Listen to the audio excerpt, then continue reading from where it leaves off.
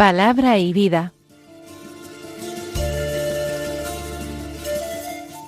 Con el padre Manuel Horta, desde Sevilla.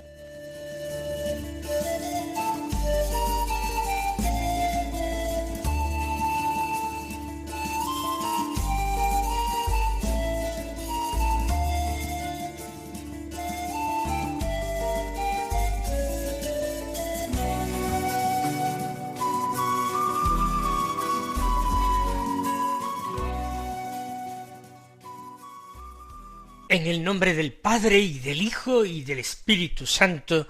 Amén. Alabados sean Jesús y María. Muy buenos días, queridos amigos, oyentes de Radio María y seguidores del programa Palabra y Vida. Hoy es el lunes de la semana 22ª del tiempo ordinario. Este lunes es día 2 de septiembre.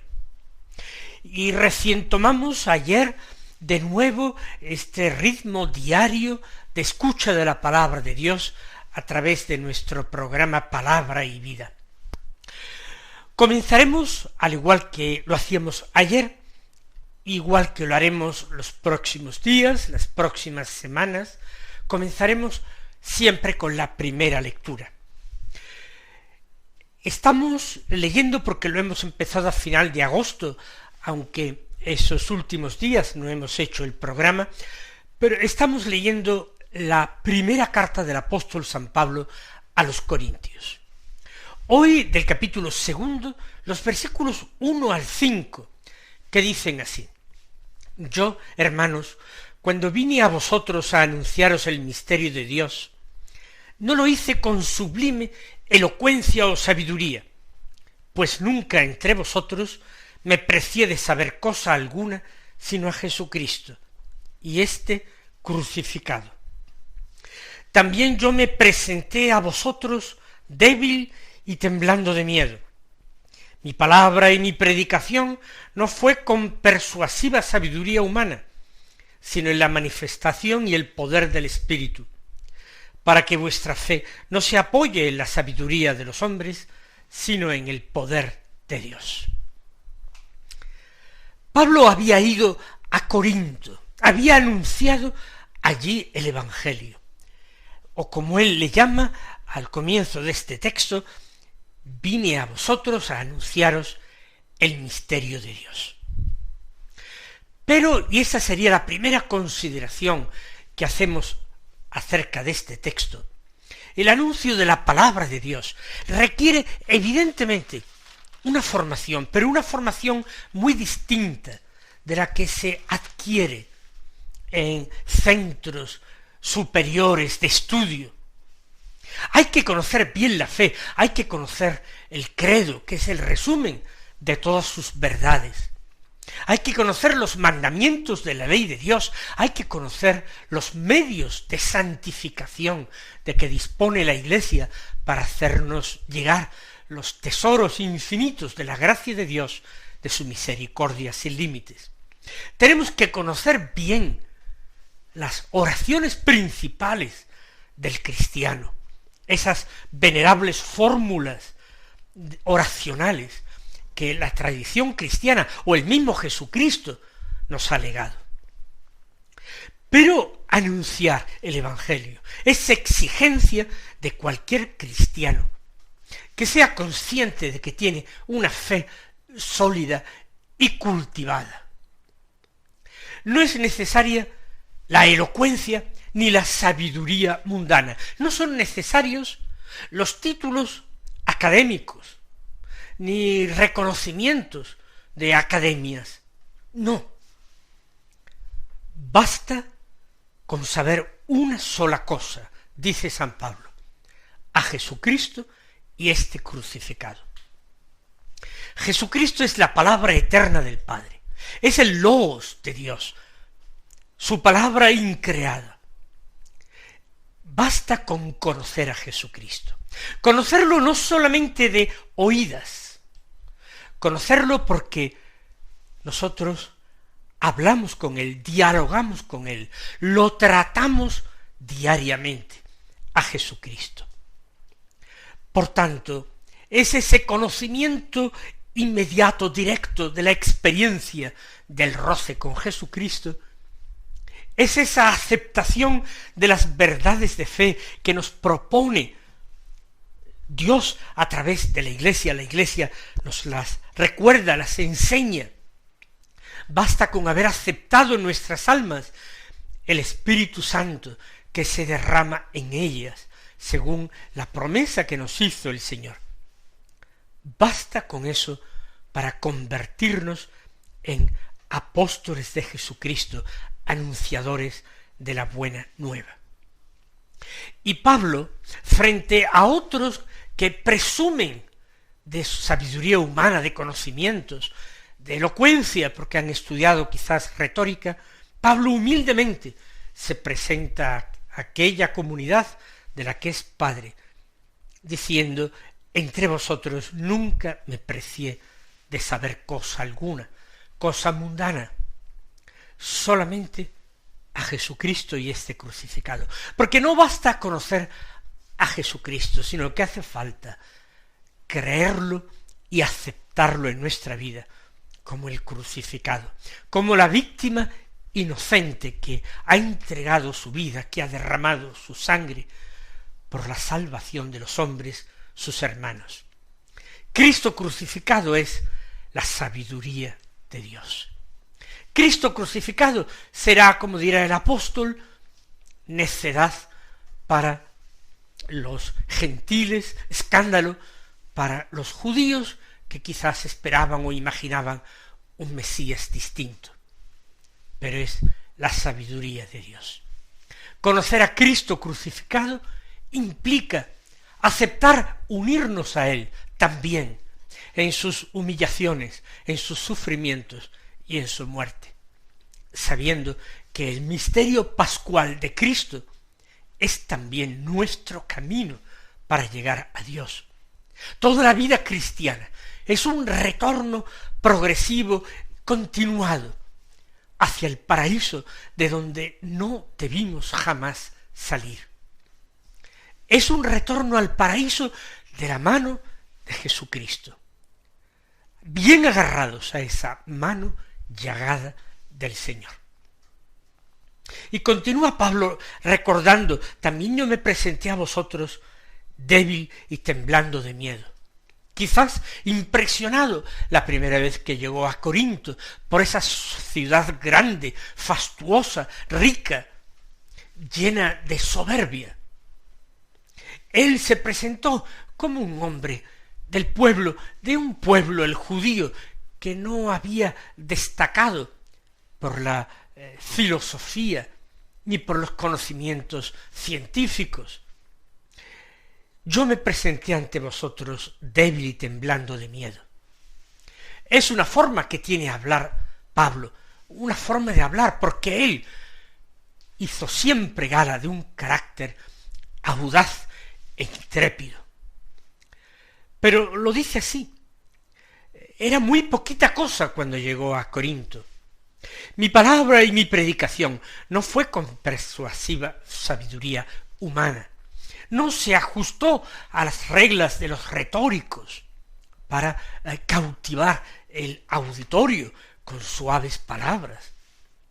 No, sino que su palabra y su predicación, afirma, fue en la manifestación y el poder del Espíritu. Esa palabra comunicaba el Espíritu, comunicaba a los oyentes alegría, ánimo, fervor, deseos de santidad. Esa es la característica que debería adornar al predicador cristiano.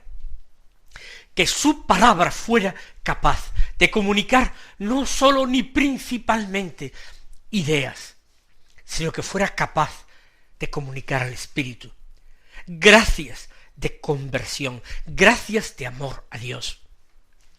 Cuando uno escucha precisamente ese tipo de predicación, siente lo mismo que sintieron los de Maús cuando Jesús iba con ellos por el camino y les hablaba y les predicaba la palabra. No ardía nuestro corazón dentro de nosotros. esa experiencia de sentir arder el corazón, cuando se nos transmite una palabra ungida de Espíritu Santo, una palabra que no está llena, como dice Pablo, con persuasiva sabiduría humana, sino una palabra que va acompañada de la manifestación y del poder del Espíritu. Y esto termina justificando Pablo, esto para que vuestra fe no se apoye en la sabiduría de los hombres, sino en el poder de Dios.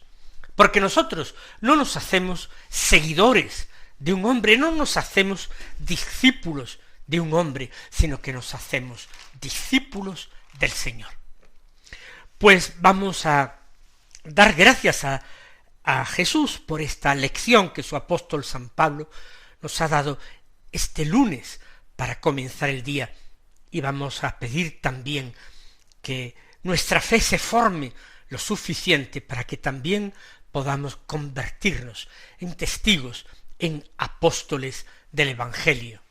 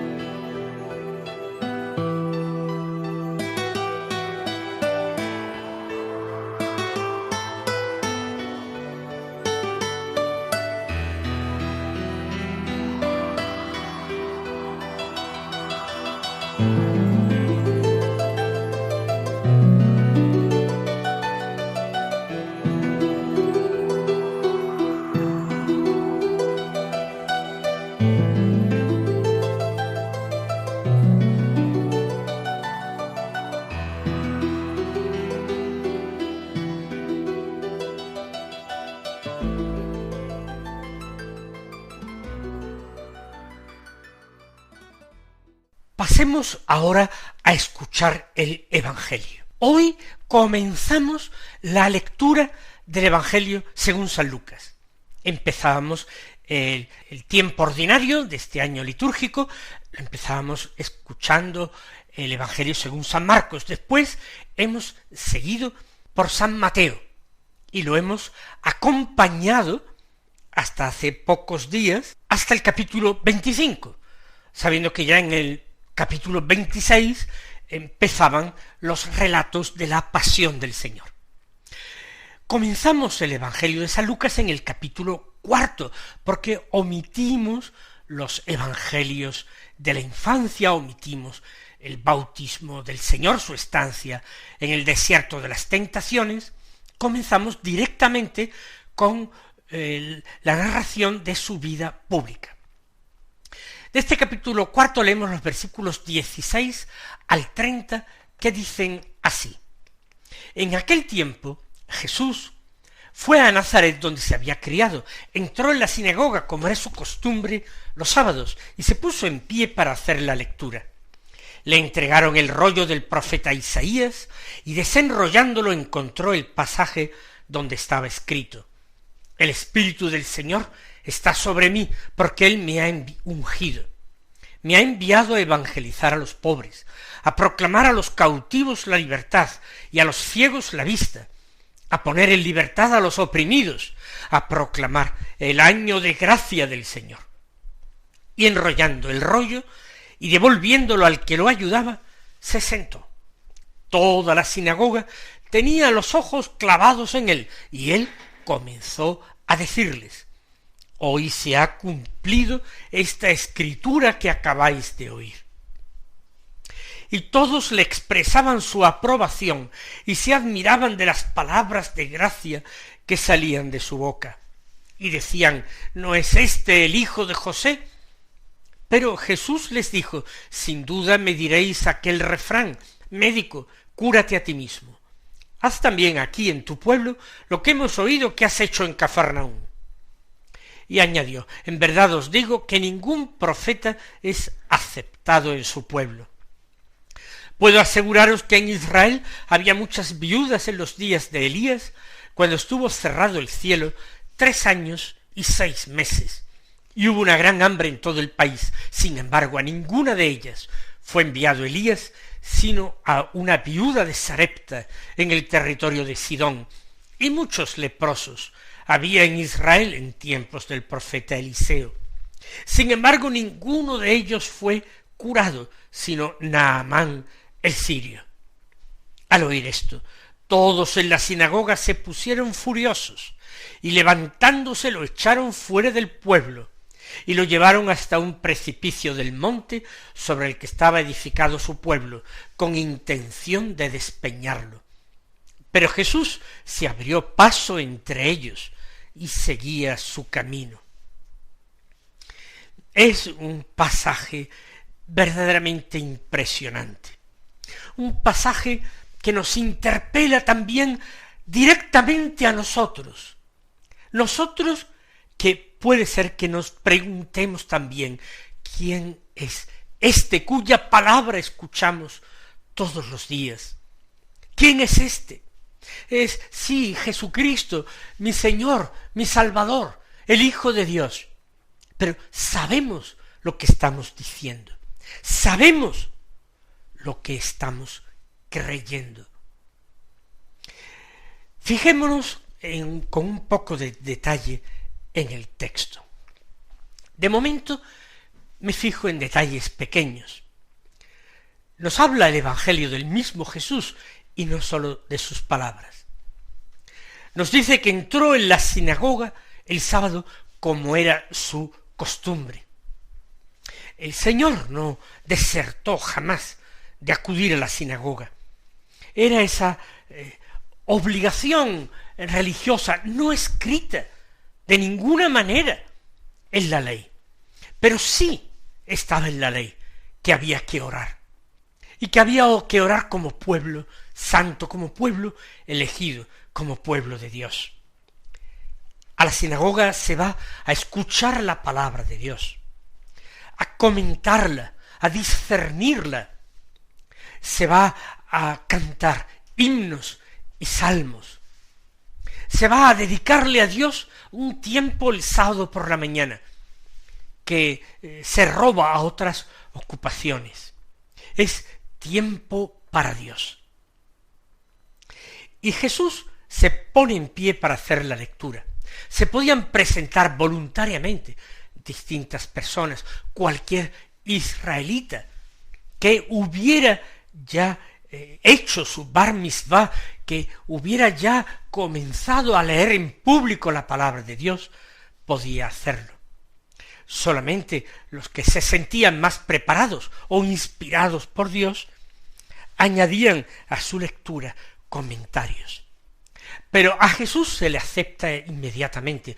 ¿Por qué? Porque como dice este texto, su fama lo precede, porque muchos saben las cosas que se cuentan de él, lo que se dice que él ha hecho en Cafarnaúm, milagros extraordinarios, una predicación que no se ha escuchado jamás a ningún hombre.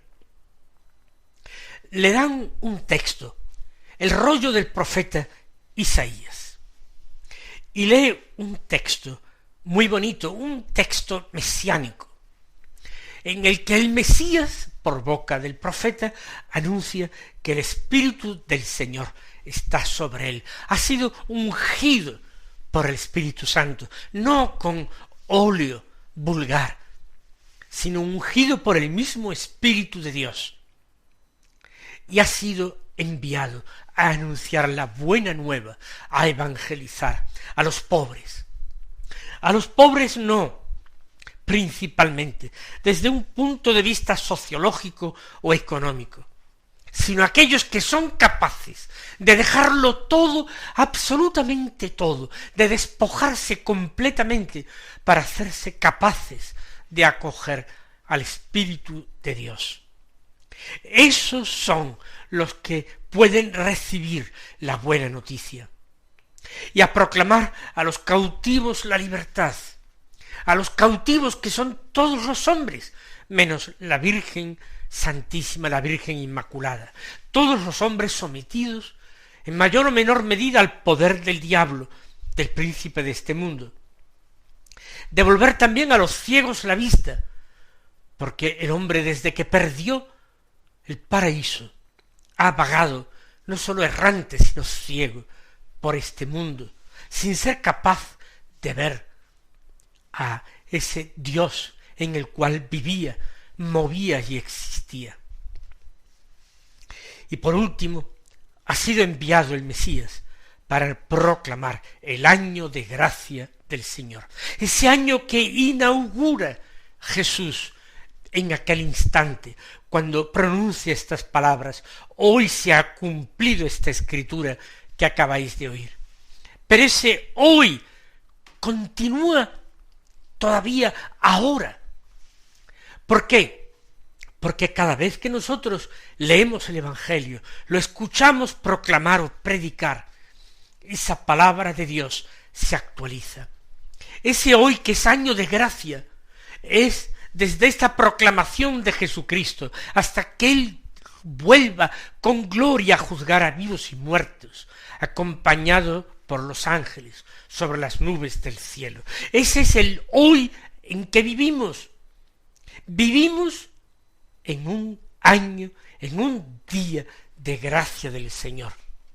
Nada es imposible para nosotros.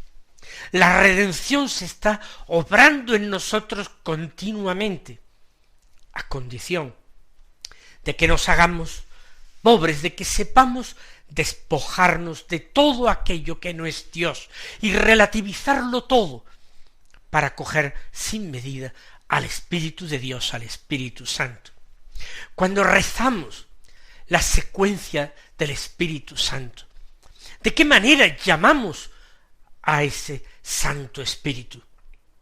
Padre amoroso del pobre, don en tus dones espléndido. Padre amoroso del pobre. El pobre, de nuevo digo, no es el pobre sociológico, económico. El pobre es el que, como dirá San Pablo en otra de sus cartas, todo lo tiene y lo estima y lo reputa como basura, con tal de alcanzar ese sublime conocimiento de Jesucristo. Hoy se ha cumplido esta escritura. Hoy es el año de gracia para el Señor, en el que el Mesías ha venido a evangelizar a los pobres, a proclamar la libertad a los cautivos, a devolver la vista a los ciegos, a poner en libertad a los oprimidos y a proclamar ese año de gracia, ese tiempo de misericordia de Dios, de paciencia y de consuelo de Dios. A cambio, los de la sinagoga, furiosos con él, se levantaron y lo echaron fuera del pueblo y trataron incluso de darle muerte despeñándolo. Pero Jesús se abrió paso entre ellos y seguía su camino. Que el Señor hoy se abra paso no entre nosotros, sino en nosotros, y toque nuestro duro corazón y los convierta totalmente a Él. Mis queridos hermanos, que el Señor os colme de sus bendiciones y esta mañana, si Dios quiere.